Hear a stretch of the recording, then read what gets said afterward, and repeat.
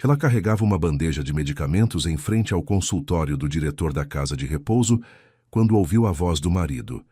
Ela é só uma cuidadora, fácil de enganar. O que ouviu em seguida quase a fez derrubar a bandeja. Bem-vindos. Aqui é o Léo, do canal Recanto das Histórias, com mais uma nova história para vocês. Antes de começarmos, escrevam nos comentários de onde estão nos assistindo. Esperamos que gostem da história de hoje. Irina caminhava pelo longo corredor da casa de repouso Recanto Sereno, segurando uma bandeja de plástico com a porção matinal de medicamentos. 3 copinhos brancos, cada um com um comprimido, rotulados com sua própria letra, número do quarto, nome, horário de administração. Ao longo dos anos de trabalho, ela havia transformado esse ritual em algo automático, mas jamais se permitiu confundir um único comprimido sequer. O corredor cheirava a linóleo recém-lavado e levemente ao mingau do refeitório, que já estava sendo distribuído pelos quartos. De trás da porta do 203 vinha o som da televisão. Dona Antônia assistia ao programa matinal sobre saúde e depois passava o dia inteiro recontando a todos quais alimentos causavam câncer. Do 205 exalava cheiro de valeriana. E no fim do corredor, depois da curva, no quarto do canto com janela voltada para uma velha mangueira, esperava Dona Rosa. A casa de repouso. Recanto Sereno já foi considerada um lugar decente. Um prédio de 2 andares de um antigo sanatório, cercado por grades de metal, terreno com bancos e canteiros que no verão eram plantados com margaridas. No site ainda havia fotos com cortinas brancas e enfermeiras sorridentes. Embora as cortinas tivessem amarelado há muito tempo e as enfermeiras mudassem a cada 3 meses. Salário baixo, carga grande, chefia só vinha. Ficavam ali apenas as que não tinham para onde ir, ou as que, como Irina, haviam se apegado às suas pacientes e já não conseguiam abandoná-las. Irina trabalhava ali havia 9 anos. Chegou com 32, depois que uma pequena clínica particular onde era auxiliar de enfermagem fechou as portas. Procurava algo temporário enquanto não aparecia uma vaga melhor. Mas o temporário foi se estendendo, tomando forma de hábitos, rostos, histórias. Cada dia começava da mesma forma. Acorda às 5h30, ônibus por meia cidade, troca de roupa no vestiário, ronda pelos quartos, medicamentos, pressão, café da manhã, injeções, curativos, conversas, depois almoço, hora do descanso, medicamentos de novo, jantar, ronda noturna. E assim em círculo, sem folgas a cada semana, porque a substituta, Larissa, adoecia constantemente e a direção não tinha pressa em encontrar uma substituta. O trabalho era pesado, não tanto fisicamente quanto emocionalmente. Os idosos na casa de repouso não eram apenas pacientes. Eram pessoas que os filhos haviam trazido ali, prometendo visitar toda semana, e depois sumido por meses. Eram ex-engenheiros, professoras, médicos, que um dia trataram, ensinaram, construíram, e agora ficavam sentados nas janelas esperando que alguém entrasse. Muitos eram magoados, fechados, desconfiados. Alguns choravam à noite, e Irina ouvia isso através das paredes finas quando ficava de plantão noturno. Ela havia aprendido a não confortar com palavras vazias, mas simplesmente estar por perto. Trazer água, ajustar o travesseiro, sentar em silêncio até a pessoa se acalmar. Isso não era registrado em relatório nenhum e não era remunerado de forma alguma. Mas era exatamente por isso que ela era valorizada por quem morava ali. De todas, Irina se apegou mais a Dona Rosa. Ela havia chegado à casa de repouso 6 anos atrás, após uma fratura no colo do fêmur.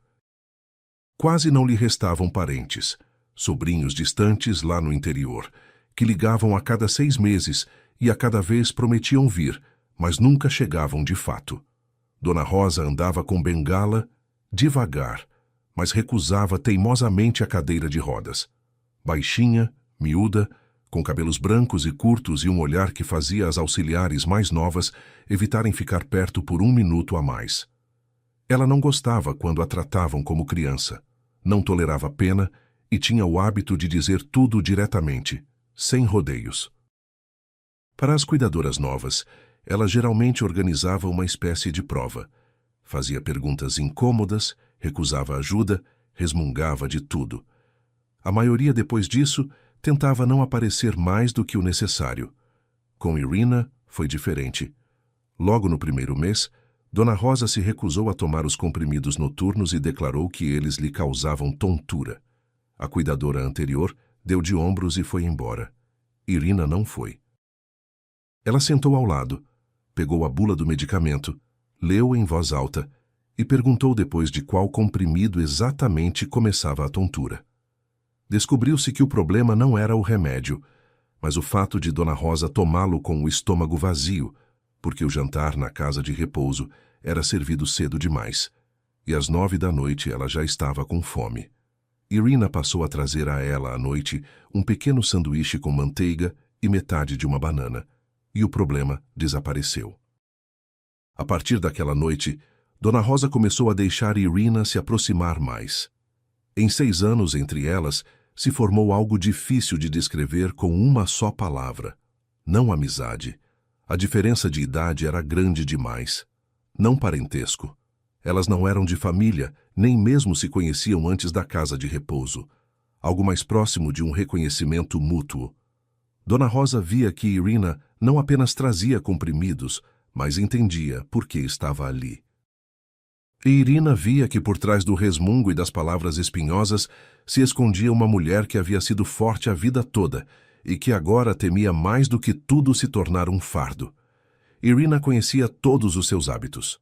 Chá apenas preto, forte, com meia colher de açúcar e um pedaço de limão, que devia ser colocado não na xícara, mas no pires, para que Dona Rosa decidisse sozinha a hora de adicioná-lo. À noite, colocara o travesseiro um pouco mais alto, porque Dona Rosa tinha os pés inchados e dormia melhor meio reclinada. De manhã, não entrar com saudações animadas, mas pousar o medicamento em silêncio na mesinha e aguardar até ela mesma falar. Às quintas-feiras, contar o que havia acontecido na novela exibida à tarde, porque Dona Rosa fingia que não assistia, mas sempre ouvia o resumo com interesse. Esses pequenos detalhes não estavam registrados em ficha médica nenhuma, mas eram exatamente eles que tornavam a vida de Dona Rosa na casa de repouso suportável.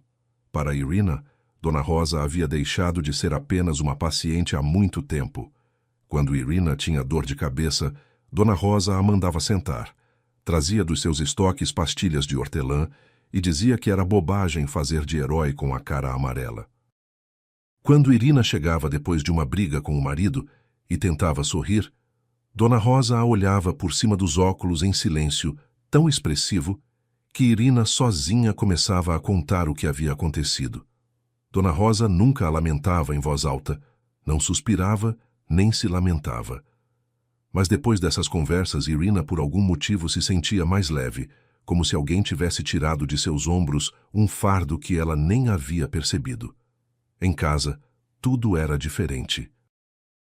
O marido de Irina, Paulo, não apenas não valorizava o trabalho dela, ele se envergonhava dele.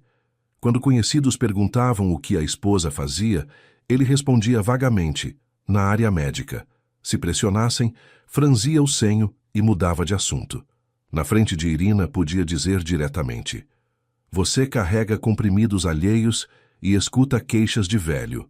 Isso não é carreira, é servidão." Paulo trabalhava no setor jurídico de uma construtora. Seu cargo não era dos mais altos. Na prática, ele elaborava documentos, preparava contratos e alinhava papéis com subcontratadas. Mas falava de si mesmo como se coordenasse um setor inteiro. Gostava de ternos caros, comprava-os parcelado e passava sozinho pela manhã, alinhando cuidadosamente as vinhas nas calças. Engraxava os sapatos até brilharem. Usava relógio grande, de pulseira larga, não de ouro, mas que de longe parecia. Era importante para ele causar impressão, e a causava em todos, exceto nos que o conheciam de perto. Com Irina, ele se conheceu 11 anos atrás, no aniversário de uma amiga em comum. Paulo era diferente naquela época, ou parecia diferente. Falava bem, olhava com atenção, sabia escutar. Irina, que após o divórcio dos pais e alguns anos de solidão havia se desacostumado com a atenção masculina, pareceu-lhe que finalmente havia ao seu lado uma pessoa que a enxergava. Casaram-se 1 ano e meio depois. A princípio viveram bem, tranquilamente, sem grandes brigas. Mas aos poucos, Paulo começou a mudar. Ou melhor, começou a se revelar o Paulo que sempre esteve lá dentro, mas sabia se esconder. Passou a comentar tudo o que Irina fazia. Não rudemente, mas como que em passant, nas entrelinhas. Você realmente acha que essa blusa te cai bem? Não te parece que para essa conversa você não tem argumentos suficientes? Mas você entende que nisso eu entendo melhor do que você. Cada frase separada parecia uma besteira, mas ao longo dos anos dessas besteiras cresceu um muro, por trás do qual Irina parou de confiar em sua própria opinião. Certa vez, há uns 4 anos, ela chegou em casa com os olhos brilhando. Havia pensado o dia todo em uma ideia e finalmente resolveu contar a Paulo. Queria abrir um pequeno serviço de cuidado para idosos solitários. Não uma casa de repouso, nem um hospital. Algo caseiro, íntimo, com poucos quartos, uma cozinha pequena e um jardim. Um lugar onde os velhinhos não sentissem medo. Ela entendia que não seria rápido, que precisaria de dinheiro, documentos, licenças, mas queria pelo menos começar a descobrir o que era necessário, conversar com alguém que entendesse do assunto. Paulo ouviu sem interromper. Depois, cuidadosamente, depositou o garfo no prato. Limpou os lábios com o guardanapo e disse: Ira, não faça as pessoas rirem. Com sua formação e sua personalidade, o máximo é ser cuidadora e não se meter onde são necessários cérebro e conexões. Você nem um plano de negócios conseguiria escrever, quanto mais negociar com alguém sério. Disse isso com calma, sem raiva, quase com carinho, como se fala com uma criança que quer ser astronauta. E esse tom era pior do que um grito, porque contra um grito se pode indignar, mas contra uma condescendência carinhosa não há como argumentar. Irina ficou em silêncio, recolheu a mesa, lavou a louça e foi dormir. Nunca mais falou da sua ideia, mas o sonho não foi a lugar nenhum. Ele apenas se aprofundou como uma semente que não brotou, mas também não morreu. No dia em que tudo começou, nada indicava mudanças. Uma manhã comum, uma ronda comum. Irina buscou os copinhos preparados na sala de procedimentos, conferiu os rótulos, colocou na bandeja, passou pelo refeitório, onde 2 auxiliares em voz baixa discutiam que o salário seria atrasado de novo. Dobrou para o corredor da esquerda, que levava ao consultório do diretor clínico e depois aos quartos do canto. Perto do consultório ela sempre passava depressa. O diretor Vitor Andrade era uma pessoa de quem Irina procurava se manter afastada. Baixinho, gordo, com voz suave e o hábito de olhar ligeiramente ao lado do interlocutor. Nunca levantava a voz, nunca era grosseiro, mas sua polidez causava desconforto por alguma razão, como a de um médico que sorri antes de comunicar um diagnóstico ruim. Entre o pessoal circulavam conversas discretas de que o Recanto Sereno não era tão simples quanto parecia, que circulava dinheiro considerável, que a fundação vinculada à casa de repouso não existia por filantropia. Mas as conversas continuavam sendo conversas. Ninguém sabia nada ao certo, e havia poucos dispostos a se indispor com a direção. Naquele momento, a porta do consultório estava entreaberta. Não escancarada, apenas 1 palmo. Irina teria passado adiante se não fosse a voz do marido. Ela parou tão abruptamente que a água no copinho balançou e o comprimido quase caiu na bandeja. Paulo não trabalhava na casa de repouso. Ele não tinha nada a fazer ali. Irina prestou atenção, ainda sem entender por quê. Por instinto, como se presta atenção a uma conversa da qual ressoa uma voz conhecida. Ela é apenas uma cuidadora. Fácil de convencer, disse Paulo. Irina sentiu os dedos se fecharem nas bordas da bandeja. O primeiro pensamento foi estranho. Ele está falando de mim. O segundo, não. Pode ser de qualquer pessoa. O terceiro não chegou a se formar porque Paulo continuou. e na frase seguinte soou o nome de Dona Rosa. Irina parou de respirar.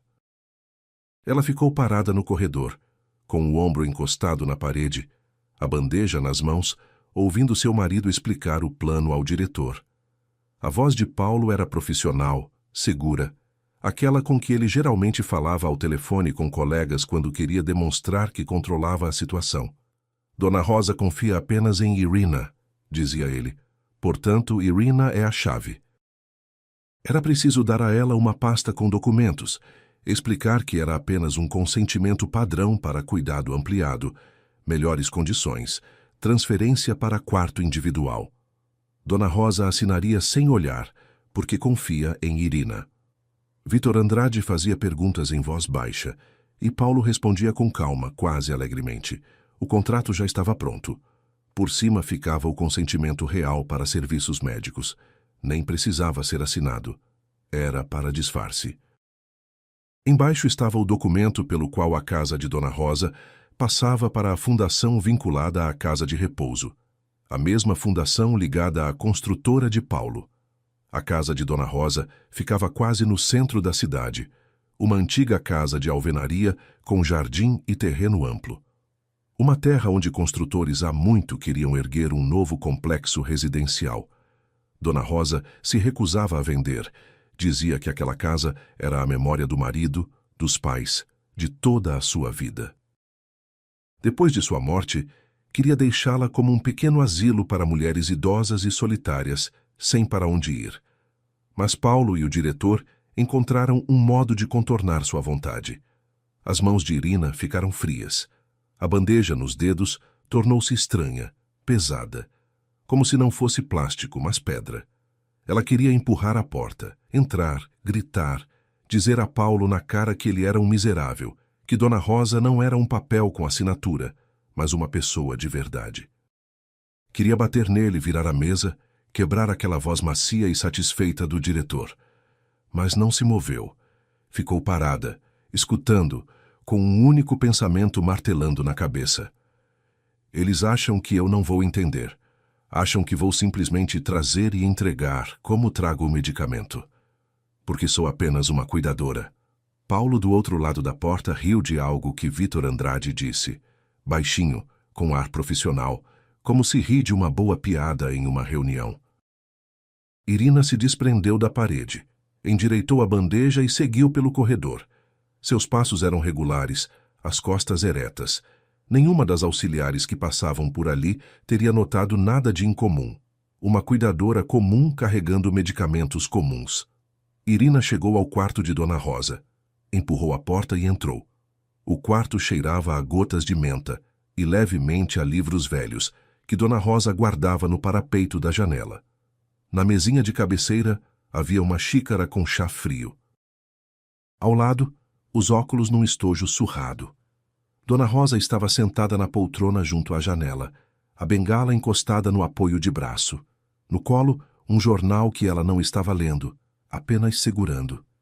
Irina pousou a bandeja na mesinha. As mãos tremiam, e ela as escondeu atrás das costas para Dona Rosa não perceber. Mas Dona Rosa percebeu outra coisa. Levantou a cabeça, olhou para Irina por cima dos óculos e ficou alguns segundos em silêncio. Depois disse baixinho, sem entonação de pergunta. Você está com uma cara como se não tivesse me trazido medicamento, mas uma sentença. Irina quis sorrir e dizer que estava tudo bem. Quis brincar, mudar de assunto, mas não conseguiu. Sentou-se na beira da cama, em frente a Dona Rosa, entrelaçou os dedos e começou a contar. Falava de modo atropelado, confuso, pulando de um assunto para outro, e ela mesma ficava com raiva de si por não conseguir organizar as palavras. A voz de Paulo atrás da porta entreaberta, a palavra cuidadora, o nome de Dona Rosa, os documentos, a fundação, a casa, a construtora, tudo isso saía dela como de uma caixa virada, misturado, em desordem. Irina esperava que Dona Rosa empalidecesse, agarrasse o coração, pedisse ajuda. Esperava lágrimas, confusão, medo, mas nada disso aconteceu. Dona Rosa ouvia em silêncio. O jornal deslizou dos joelhos ao chão, mas ela nem olhou para baixo. Quando Irina se calou, Dona Rosa lentamente alcançou a bengala. Apertou o cabo até os nós dos dedos ficarem brancos e sorriu, de um jeito amargo, não exatamente triste, mas peculiar. Como sorriem as pessoas quando se confirma aquilo de que suspeitavam há muito, mas não queriam acreditar. Então finalmente chegaram, disse ela em voz baixa. Depois ficou quieta e acrescentou: achei que tivessem paciência para esperar eu morrer sozinha, mas vejo que estão com pressa. Irina ficou desconcertada. Esperava qualquer coisa, menos essa calma. Dona Rosa, a senhora não entendeu, disse ela rapidamente. Eles querem usar a mim para empurrar papéis para a senhora. Meu marido e o diretor, eles já planejaram tudo. Isso eu entendi perfeitamente, a interrompeu Dona Rosa. Sente-se direito e não se agite. Me dê um minuto para pensar. Irina ficou em silêncio. O quarto estava quieto. Apenas a mangueira farfalhava lá fora e de algum lugar distante no corredor chiava o carrinho do almoço. Dona Rosa olhava pela janela e Irina de repente notou como o rosto dela havia mudado. Um minuto atrás, era uma mulher idosa na poltrona, cansada, levemente curvada. Agora parecia que alguém havia acendido uma luz por dentro. O olhar tornou-se agudo, concentrado, como o de quem está habituado a tomar decisões. Irinha, começou Dona Rosa, e a voz era outra, não aquela com que costumava resmungar com as auxiliares ou pedir para trocar de canal. Vou te contar uma coisa. Já devia ter contado há muito tempo, mas fui adiando. Não queria te envolver. Ela ficou quieta, reunindo os pensamentos, depois falou de forma regular, precisa, sem palavras desnecessárias. Rosa Vitória Machado, antes de se aposentar, havia trabalhado 40 anos como tabeliã. Começou muito jovem num cartório de bairro, onde havia uma máquina de escrever e um tinteiro sobre a mesa, e a fila de clientes se estendia até a escada. Depois veio o Colégio Notarial Municipal, a prática privada, os complexos casos de herança, contratos, procurações, testamentos. Ela havia visto tantas histórias humanas por trás daquela mesa que dariam para 10 romances. Viu filhos dividirem apartamentos de pais recém-falecidos antes mesmo de terminar o velório. Viu maridos transferirem bens para amantes às costas das esposas. Viu assinaturas falsificadas, testamentos substituídos, pressão sobre idosos. Ela conhecia de cor como funcionavam esses esquemas, porque havia passado a vida na linha de frente, onde a lei se encontra com a ganância humana. Irina ouvia, com a sensação de estar vendo pela primeira vez alguém que conhecia. A Dona Rosa, que havia 6 anos estava sentada naquela poltrona, resmungando sobre a papa, brigando pelo controle remoto da televisão e pedindo um chá mais forte. Essa mesma Dona Rosa revelava-se uma pessoa completamente diferente do que parecia. Eu desconfiava de Vitor Andrade há muito tempo, continuou Dona Rosa. Lembra da Dona Cláudia do quarto 108? Uma mulher quieta, nunca brigava com ninguém, ficava sempre fazendo aquelas toalhinhas de crochê dela. Tinha um apartamento de 2 cômodos na avenida. Os filhos não visitavam, os netos nem ligavam. 6 meses depois de ela chegar aqui, o apartamento de repente apareceu registrado em nome de alguma fundação. A Dona Cláudia foi transferida para o bloco dos fundos, para um quarto coletivo, e 3 meses depois, ela morreu. Silenciosamente, sem alarde. Todo mundo achou que era a idade. Dona Rosa fez uma pausa. E antes da Dona Cláudia houve o seu Sebastião do quarto 210, ex-professor, morava sozinho, sem parentes, uma casa no interior, com terreno, também foi para a fundação. Depois disso pararam de levá-lo para passear, colocaram-no na alimentação coletiva, cortaram os medicamentos. Ele aguentou 1 ano e meio. Eu ainda andava melhor naquela época. Passava para vê-lo, trazia frutas do refeitório. Ele mesmo me contava que havia assinado alguns papéis, mas não se lembrava quais. Dizia que o médico havia explicado que era para o seu próprio bem. Tentei perguntar mais detalhes, mas ele já se confundia, se repetia, e depois se foi. Dona Rosa virou-se para Irina e olhou nos seus olhos. Eu sabia que mais cedo ou mais tarde chegariam até mim. A minha casa é tentadora demais. Só não sabia por quem viriam. Agora sei. Pelo seu marido e por você. Irina sentiu tudo se contrair por dentro. Não de medo, de vergonha. Paulo, seu marido, o homem com quem ela dormia na mesma cama, pretendia usar a confiança dela como uma chave. E não para qualquer coisa pequena. Para roubar de uma mulher idosa a única coisa que lhe restava. Dona Rosa, disse Irina baixinho, não farei isso. Recuso. Vou dizer a Paulo que não farei. Não, a interrompeu Dona Rosa. Você não vai recusar. Vai fazer exatamente o que eles pedem. Irina fixou os olhos nela sem entender. Pense, Dona Rosa inclinou-se para a frente e bateu com a bengala no chão, como fazia sempre quando queria que a escutassem com atenção. Se você recusar agora, eles vão encontrar outro caminho. Vão enfiar os papéis por meio de outra pessoa, vão falsificar a minha assinatura, ou simplesmente esperarão alguns meses e tentarão de novo. E não teremos nada além das suas palavras. Você estava atrás da porta e ouviu. Isso não é prova. Eles dirão que você entendeu errado, que você tem motivos pessoais, que é apenas uma esposa ciumenta.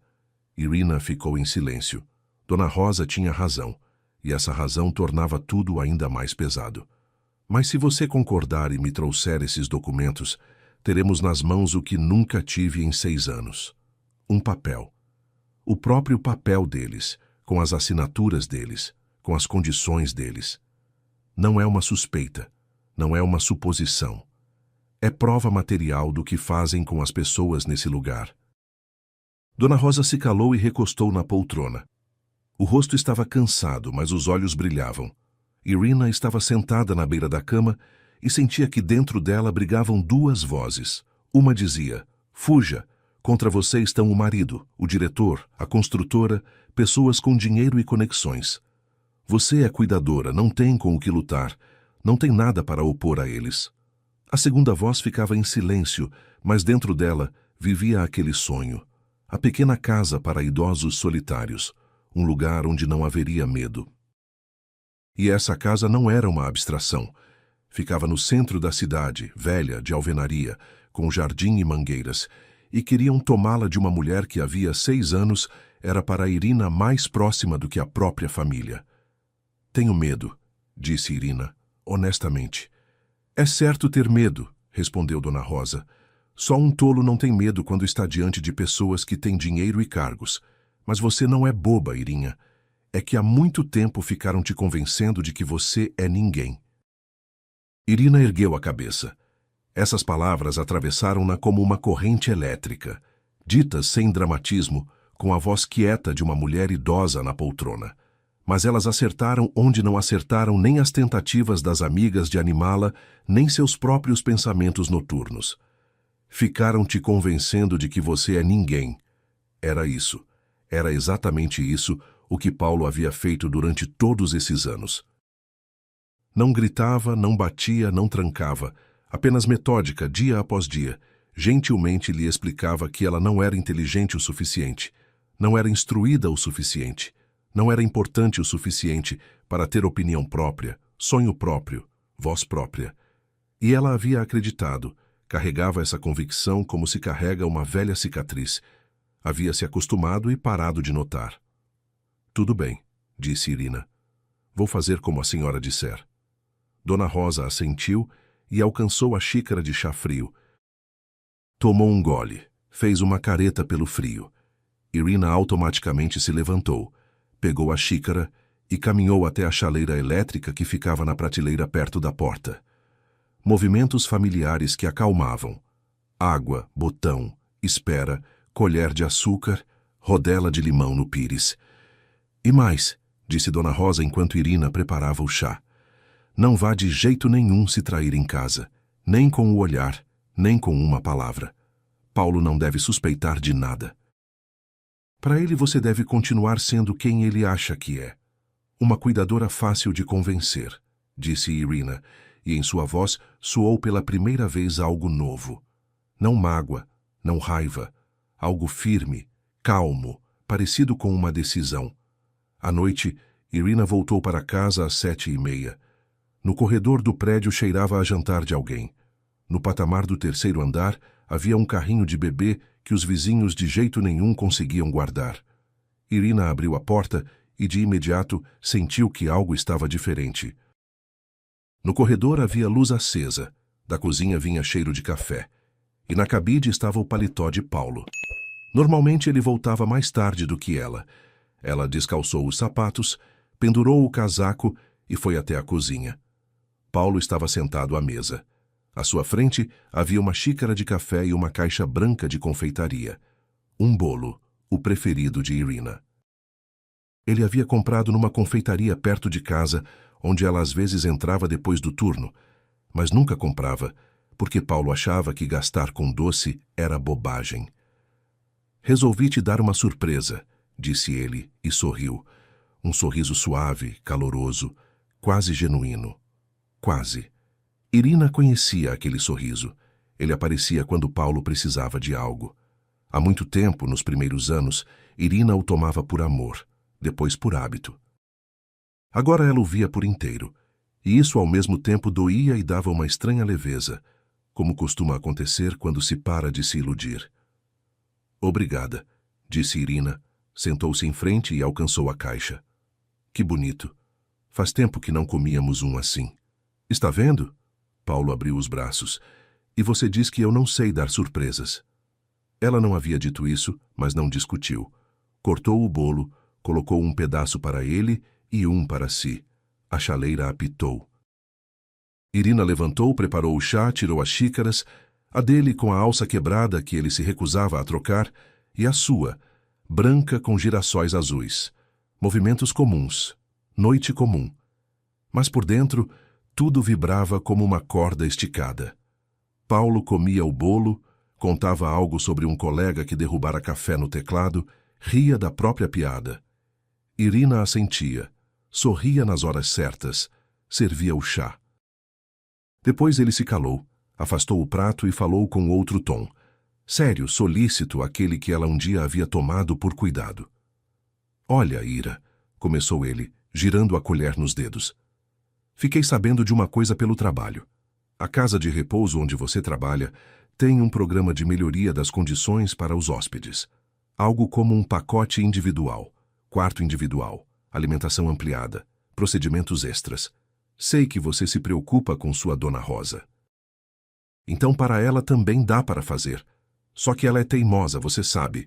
Não confia em ninguém, mas em você confia. Ele dizia isso tranquilamente, olhando nos olhos dela, e Irina via claramente como ele escolhia cada palavra com cuidado. Não documentos. Programa. Não assinatura. Fazer o cadastro. Não fundação. Melhoria das condições. Cada frase estava embrulhada em cuidado, como um comprimido em casca de açúcar. Vai precisar só de levar os papéis para ela e explicar o que é o quê. Nada complicado. Você sabe como conversar com ela. É só dizer que é para o bem dela. Irina abaixou os olhos para a xícara. O chá estava quente. A fumaça subia, e ela ficou olhando para essa fumaça para não olhar para Paulo. Precisava ganhar alguns segundos para a voz não tremer. Não sei, disse ela baixinho. Ela é mesmo teimosa. Se desconfiar de alguma coisa, sou eu que vou levar a culpa. Ela pode até parar de me deixar entrar. Paulo sacudiu a cabeça e em seus olhos apareceu uma leve irritação. Rápida por uma fração de segundo, mas Irina a captou, como sempre captava. Ira. Ele se inclinou para a frente e cobriu a mão dela com a sua. A palma era seca e quente. Isso é uma chance para você também, aliás. A direção da casa de repouso prometeu uma gratificação para quem ajudar no cadastro. Dinheiro de verdade, não as migalhas que você recebe por turno. Pense bem. Quanto tempo ainda vai ficar mal das contas? Você é uma mulher inteligente. É só ser um pouco mais prática às vezes. Mulher inteligente. Só isso. Pelo elogio, pela pressão suave, pelo lembrete do dinheiro que sempre faltava. Irina conhecia essa técnica de cor. Primeiro elogiar, depois mostrar o problema, depois oferecer a solução e fingir que era escolha dela. Antes, ela caía nisso. Hoje ouvia e pensava em Dona Rosa sentada na poltrona junto à janela, apertando a bengala, esperando. Tudo bem, disse Irina. Vou tentar. Paulo recostou na cadeira e pelo rosto dele passou uma onda de alívio que ele rapidamente escondeu por trás de um sorriso. Isso sim, amanhã trago os documentos. Nada demais. 2 papéis, assinatura, data. Você nem precisa ler com atenção.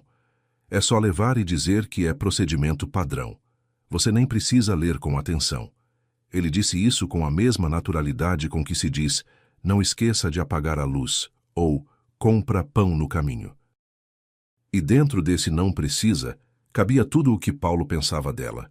Ela era os braços que carregavam a bandeja, a voz que diria as palavras certas, o rosto em que a velhinha confiava. Um instrumento, não uma pessoa. Irina recolheu a mesa, lavou a louça, limpou a bancada. Paulo foi para a sala ver as notícias. Ela ficou na pia, olhou para o próprio reflexo na janela escura e pensou, amanhã.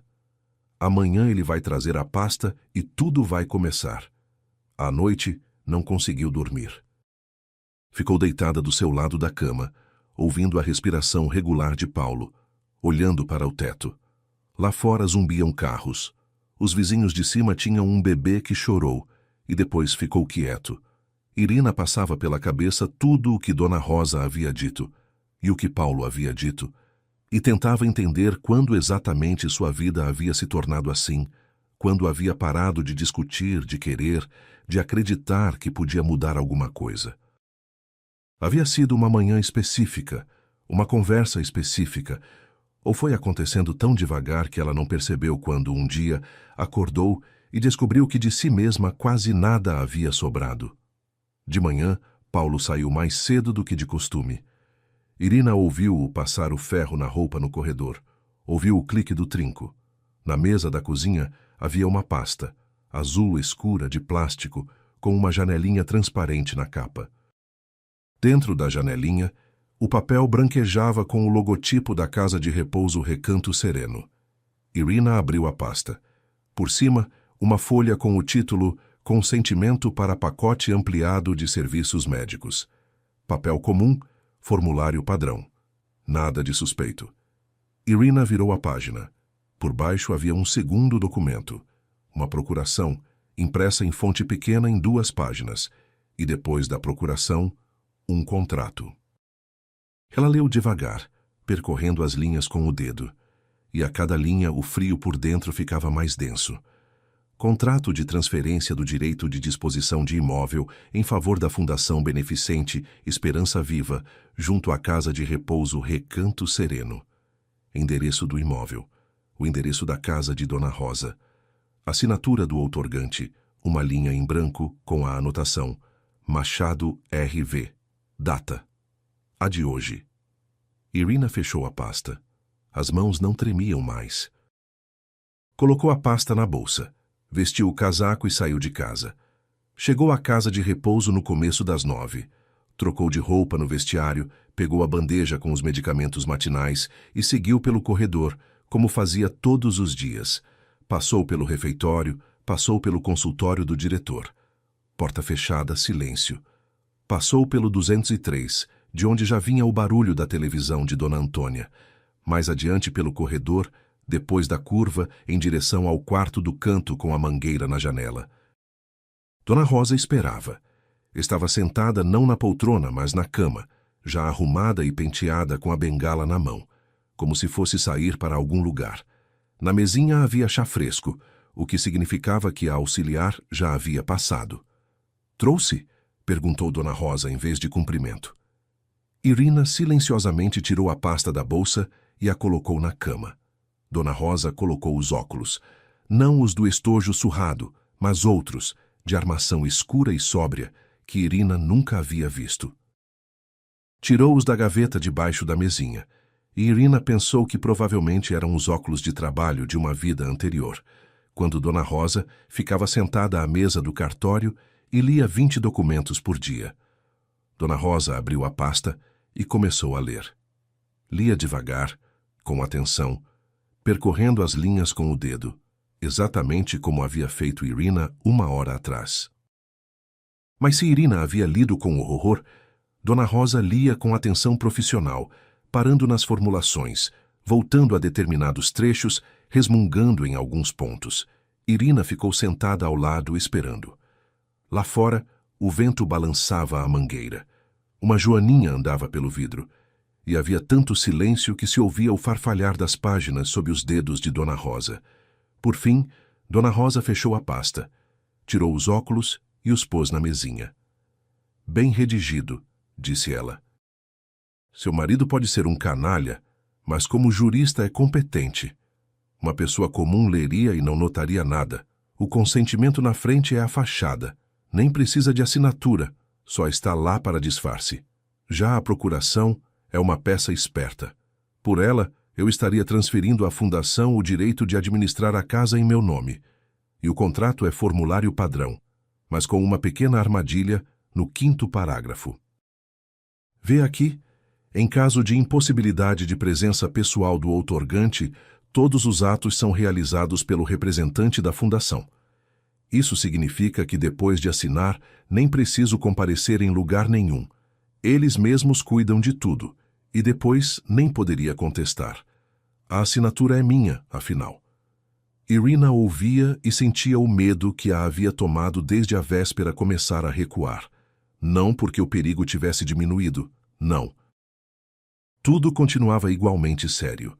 Mas ao seu lado havia uma pessoa que entendia o que estava acontecendo, não no nível das emoções, mas no nível dos parágrafos, das formulações e das brechas jurídicas.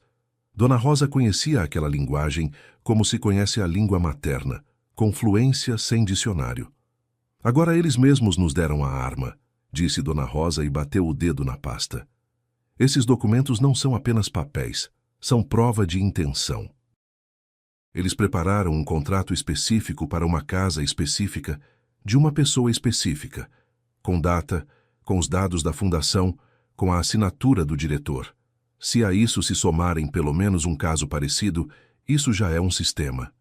E eu sei que houve casos. Dona Rosa fez uma pausa, depois olhou para Irina. Preciso entrar em contato com uma pessoa. Teresa Serrano. Trabalhamos juntas 30 anos atrás, no cartório de bairro. Depois ela foi para a Câmara Estadual, eu fui para a prática privada, mas nunca nos perdemos.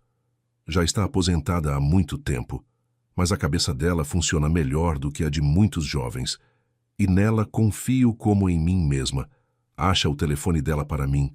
Está anotado na minha agendinha, na mesinha debaixo dos guardanapos. Irina encontrou uma velha agenda telefônica, gasta, com indicador alfabético na lateral, do tipo que se vendia nos anos 90. Na letra T, encontrou a anotação, Teresa S. Um número anotado em letra arredondada e cuidadosa. E mais, Irinha, acrescentou Dona Rosa. Preciso que você pense, lembre-se. Talvez algum parente de ex-hóspedes tenha vindo, chegado, perguntado algo. Talvez alguém tenha reclamado que o apartamento da vovó ou do vovô sumiu. Esse tipo de pessoa geralmente existe. Só não sabe a quem recorrer e com o tempo desiste. Se encontrarmos pelo menos uma, não será mais o meu caso. Será um processo. Irina pensou e de repente se lembrou. Cerca de 1 ano e meio atrás, havia vindo à casa de repouso uma mulher de uns 50 anos, de sobretudo cinza, com uma pasta de documentos. Ela perguntava sobre a mãe, que havia morado ali antes e que, segundo diziam, antes de morrer, havia transferido seu apartamento para uma fundação. A mulher estava confusa, furiosa e, ao mesmo tempo, impotente. Encaminharam-na ao diretor e 10 minutos depois ela saiu do consultório vermelha, com lágrimas nos olhos. Irina estava parada no corredor e ouviu a mulher dizer ao telefone: Eles dizem que mamãe assinou tudo voluntariamente, mas eu sei que ela nunca faria isso. Irina contou isso a Dona Rosa. Ela assentiu, como se tivesse ouvido exatamente o que esperava. Encontre-a. Nome, telefone, qualquer coisa. Na recepção deve haver registros de visitas no caderno de entrada. Não chame atenção, só olhe e anote. Irina assentiu. Ela de repente percebeu que pela primeira vez em muitos anos lhe haviam dado uma tarefa com sentido real. Não leva os comprimidos, não lava o chão, não diz para a velhinha assinar. Uma tarefa verdadeira, da qual algo dependia. E não para Paulo, não para o diretor, para Dona Rosa, para Dona Cláudia, a quem não era mais possível ajudar, para seu Sebastião, para aquela mulher de sobretudo cinza e para todos os que haviam sido enganados entre aquelas paredes. Ela se levantou, pegou a bandeja com os medicamentos que havia ficado na mesinha e foi em direção à porta. "Irina", chamou Dona Rosa. Ela se virou. "Seja cuidadosa e não se apresse. Temos tempo. Eles acham que tudo está saindo como planejado. Que continuem achando." Irina assentiu e saiu para o corredor. A porta se fechou com suavidade e o corredor voltou a ficar vazio. Só o cheiro de linóleo, a voz distante da televisão e os passos de uma cuidadora carregando medicamentos que pela primeira vez em muito tempo sabia para onde ia. A busca durou 3 dias. Irina agiu com cautela, como pedira Dona Rosa, sem pressa, sem perguntas desnecessárias, sem chamar a atenção. No primeiro dia, depois da ronda noturna, ficou na recepção sob o pretexto de verificar a escala de plantões. O caderno de visitas estava no balcão, grosso, de capa plástica com páginas surradas. Irina o folheou fingindo procurar um registro do próprio turno, mas, na verdade, buscava uma data de aproximadamente 1 ano e meio atrás. Demorou para encontrar. O registro era breve. Pereira. Visita ao hóspede Pereira E.M. Quarto, FEM 14. Data. Assinatura do segurança. Horário de entrada e saída. Pereira. Irina guardou o nome na memória e fechou o caderno. No segundo dia entrou no arquivo, uma sala pequena no fim do primeiro andar, onde ficavam as fichas antigas dos hóspedes. Formalmente, só enfermeiras e a administração tinham acesso, mas a porta fechava com um ferrolho simples e a chave havia se perdido há muito tempo. Irina encontrou a ficha de Pereira Eunice Maria. Quarto, 114, deu entrada 3 anos atrás. Diagnóstico: demência em fase inicial, doenças crônicas, mobilidade reduzida. No campo contato constava Natália Pereira, filha, e um número de telefone. No campo de alta, uma data e a anotação transferida para bloco B, quarto coletivo. E 4 meses depois da transferência, mais um registro, o último. Faleceu. Corpo entregue aos familiares. Irina copiou o número de telefone num pedaço de papel, recolocou a ficha no lugar e saiu do arquivo. As mãos estavam tranquilas, mas por dentro crescia uma raiva pesada, surda, não quente, não a que empurra a gritar e bater o punho na mesa, mas fria, uniforme, que clareia a cabeça. À noite, quando Paulo foi tomar banho, ela ligou. Natália Pereira atendeu depois do 5º toque. A voz estava desconfiada, cansada, como respondem pessoas que há muito deixaram de esperar boas notícias. "Natália Pereira, a senhora não me conhece", disse Irina baixinho, pressionando o telefone ao ouvido e escutando o barulho da água no banheiro. "Trabalho como cuidadora na casa de repouso Recanto Sereno. Quero conversar com a senhora sobre sua mãe." Do outro lado houve silêncio. Depois Natália disse com a voz rouca: "Eu já fui lá. Me disseram que mamãe assinou tudo ela mesma, que estava em plena capacidade. Não consegui provar nada. O advogado disse que não havia chances." "Eu sei", respondeu Irina, "mas agora estão tentando fazer o mesmo com outra mulher. E temos documentos. Preciso da sua ajuda." Natália ficou em silêncio por uns 20 segundos. Depois disse: "Venha amanhã. Moro perto do mercado, prédio com cerca azul, segundo hall. Tenho todos os papéis guardados, nunca joguei fora nada." No terceiro dia, depois do turno, Irina foi até a casa de Natália. Ela morava num antigo prédio de 5 andares, num apartamento de 2 cômodos que cheirava a gato e a remédio. Na mesa da cozinha, coberta com uma toalha quadriculada, Natália espalhou uma pasta com documentos. Suas mãos tremiam quando tirava as folhas. Não de velhice, de emoção. Ali estava tudo. uma cópia do contrato pelo qual o apartamento de Eunice Maria Pereira havia sido transferido para a Fundação Esperança Viva, a procuração com a assinatura da mãe, o termo de entrega. E mais 3 cartas que Natália havia enviado ao Ministério Público, cada uma com carimbo, e a resposta padrão. Após verificação, não foram constatadas irregularidades. Fiquei batendo em portas por 6 meses, dizia Natália, sentada em frente a Irina, segurando a xícara de chá com as 2 mãos. Fui ao Ministério Público, à polícia, até conseguir audiência com um vereador. Todos diziam a mesma coisa. A assinatura não é necessário reconhecimento em cartório. Não há motivo para a abertura de inquérito. E mamãe já havia morrido nessa época, e não havia a quem perguntar. Natália enxugou os olhos com o dorso da mão e acrescentou mais baixo. É que eu sabia que ela nunca faria isso. Ela me guardava esse apartamento. A vida inteira guardou, dizia. Isso é para você, Natália, depois de mim. E de repente, uma fundação qualquer, uma filantropia. Mamãe nem sabia o que era fundação filantrópica. Ela contava o centavo da aposentadoria. Irina levou as cópias dos documentos. Natália as entregou sem hesitar. Havia esperado aquele telefonema por 1 ano e meio, sem saber. À noite, Irina levou tudo a Dona Rosa. Ela espalhou os papéis na cama, ao lado da pasta de Paulo, e ficou longo tempo alternando o olhar de um contrato para outro. Depois tirou os óculos e disse: a mesma fundação, a mesma formulação no 5º parágrafo. O mesmo tabelião autenticando as cópias. Vê este carimbo?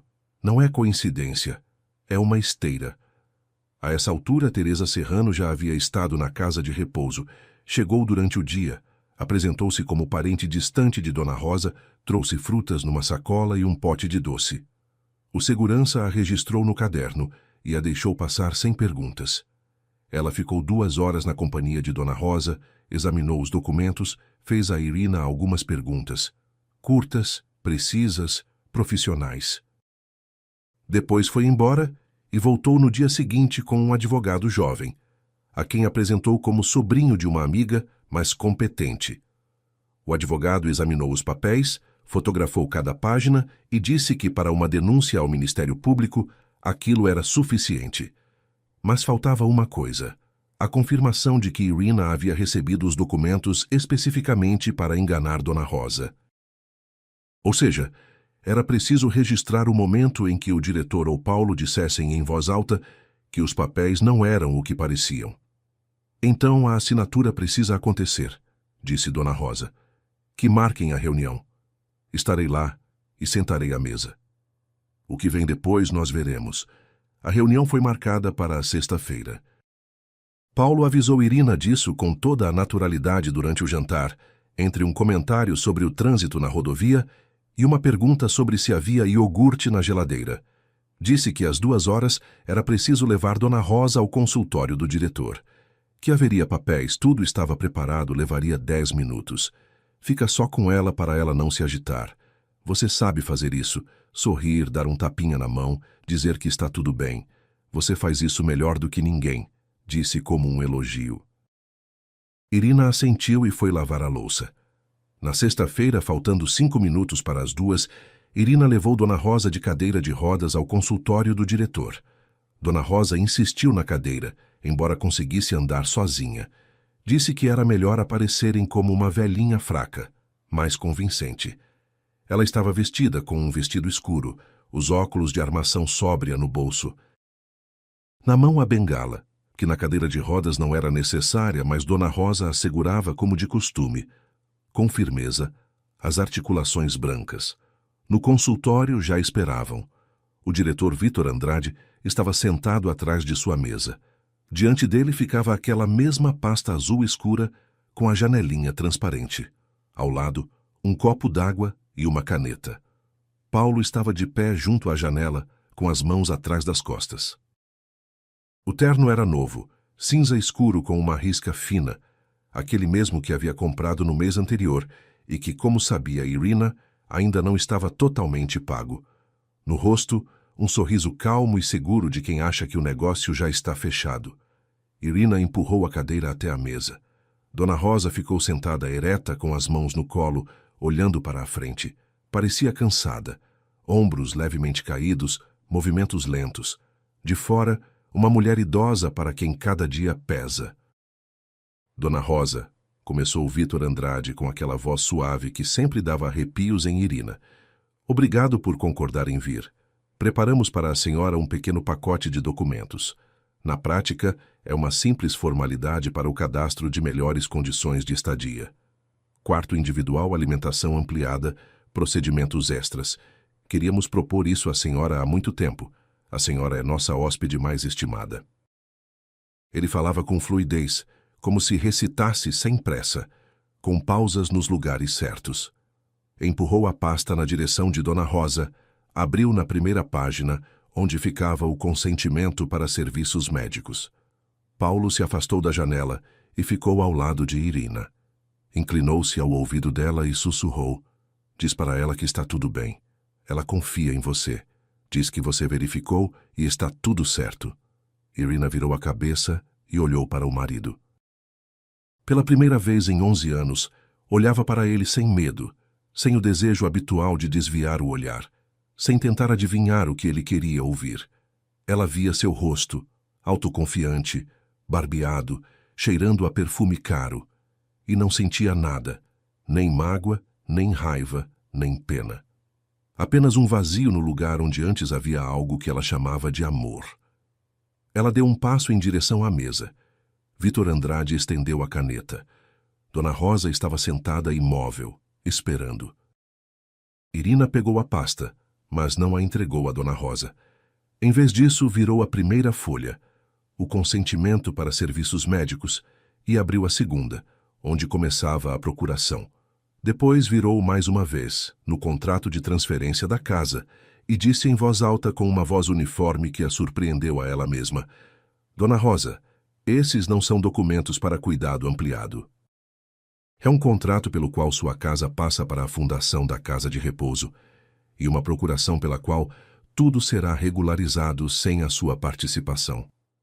O consultório ficou em silêncio, tão silencioso que se ouvia um carro passando lá fora e, em algum lugar no corredor, uma porta batendo. Vítor Andrade saltou de trás da mesa. O rosto ficou manchado de vermelho. A voz suave se partiu, tornou-se esganiçada. O que é que você está dizendo? Você tem noção do que está falando? Você é cuidadora?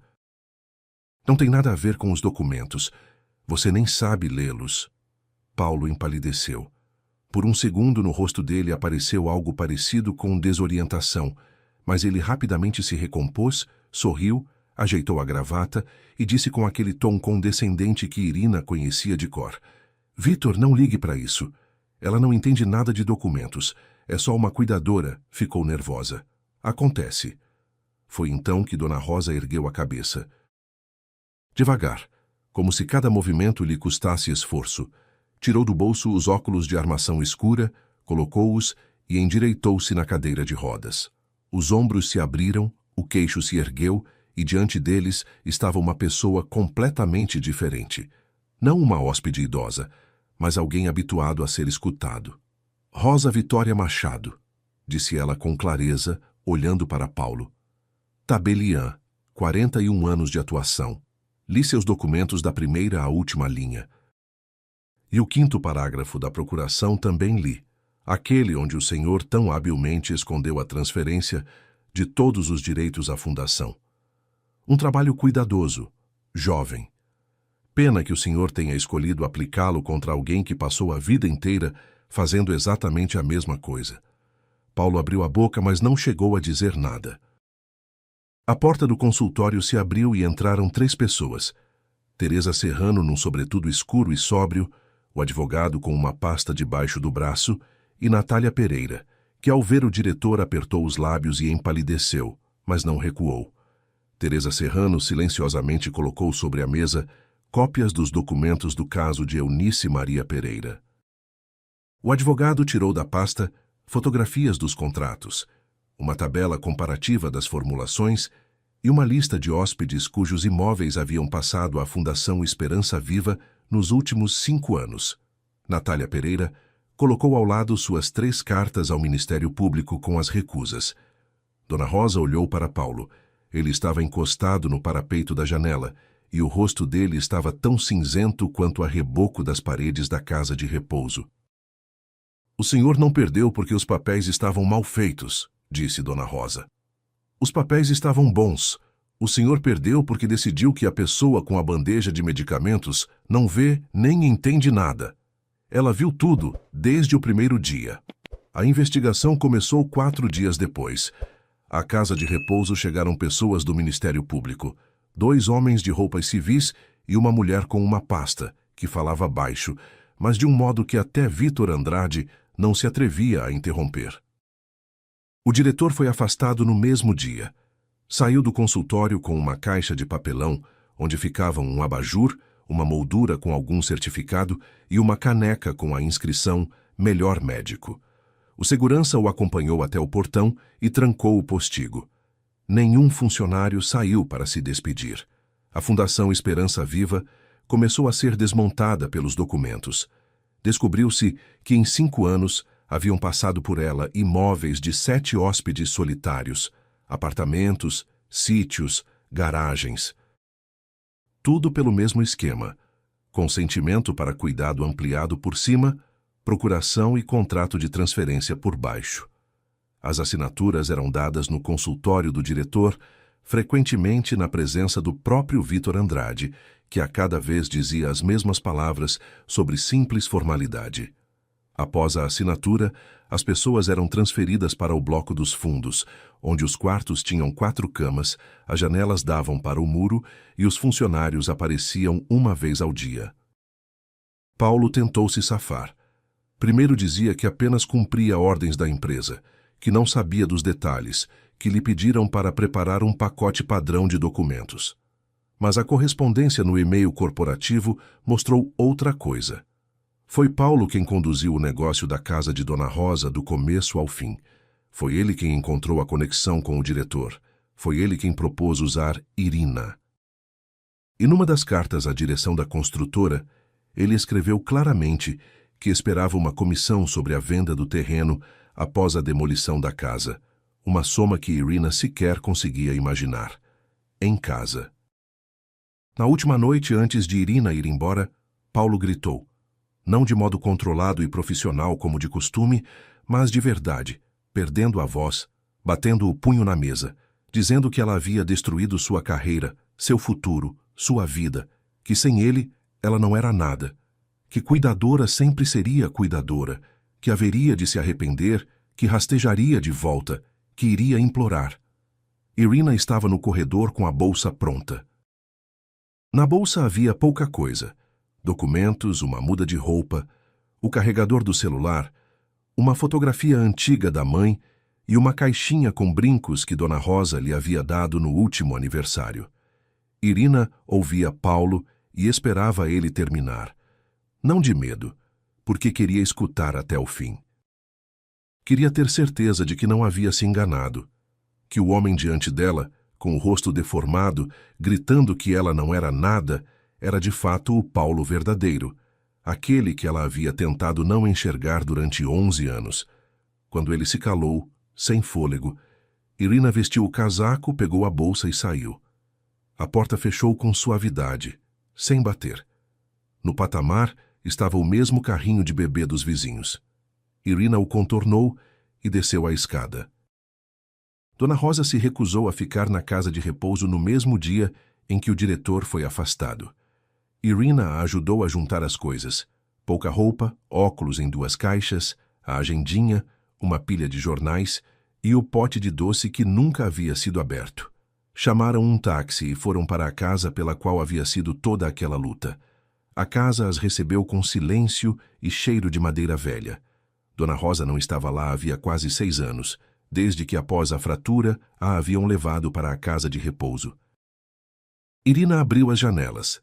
Deixou entrar a luz. Nos cômodos havia móveis cobertos por lençóis.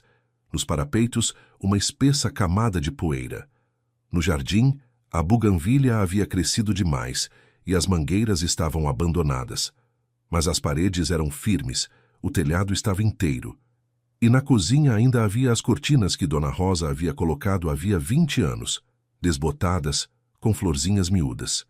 Dona Rosa percorreu os cômodos apoiada na bengala, tocando as paredes, parando nas janelas.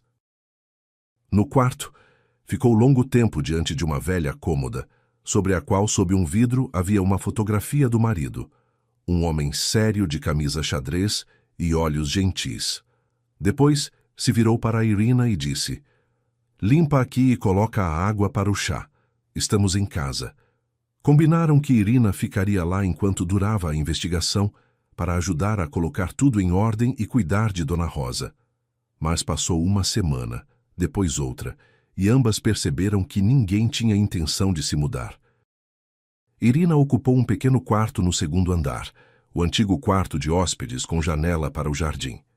Trouxe seus pertences do apartamento, couberam em 2 bolsas, viviam de maneira calorosa e simples. Irina preparava para Dona Rosa aveia de manhã, não de pacotinho, mas verdadeira, no leite, com uma pitada de canela como ela gostava. De manhã, Dona Rosa descia até a cozinha, sentava-se na velha mesa redonda, onde costumava tomar café da manhã com o marido, e esperava enquanto Irina preparava o chá. Compraram xícaras novas no mercado, onde vendia uma mulher falante com dentes de ouro. Dona Rosa escolheu uma com um gato pintado e disse que o gato se parecia com Vítor Andrade, só que mais bonito. Irina pegou uma branca com girassóis azuis, quase igual àquela que havia ficado no apartamento de Paulo. Elas discutiam sobre notícias, comentavam as novelas que assistiam à noite na sala. Dona Rosa resmungava que os atores de hoje não sabem atuar, e Irina ria e dizia que Dona Rosa era exigente demais. No jardim, Irina podou a buganvília, recolheu as mangas caídas, consertou o portão que rangia tão alto que se ouvia da rua. Nas noites, Dona Rosa ensinava Irina. Não formalmente, sem livros nem cadernos, mas como se ensina na vida. Entre o chá e o jantar, entre uma conversa sobre o tempo e uma discussão sobre os preços no mercado. Ensinava a ler documentos, a encontrar cláusulas ocultas nos contratos, a não ter medo de funcionários e a falar com firmeza olhando nos olhos, mesmo quando se quer desviar o olhar. 3 meses depois, Dona Rosa regularizou a casa como havia sonhado durante tantos anos. Não para os sobrinhos que nunca tinham chegado, não para a fundação de quem havia se salvado por pouco. Metade da casa seria um pequeno abrigo de acolhimento temporário para mulheres idosas e solitárias, aquelas que haviam sido enganadas, despejadas, abandonadas, que não tinham mais família nem teto, um lugar onde não haveria medo, o mesmo lugar com que Irina havia sonhado um dia e sobre o qual Paulo havia dito que ela não teria nem cérebro nem conexões para realizar. A outra metade ficou como moradia, a casa delas duas. Dona Rosa pediu a Irina que administrasse o abrigo.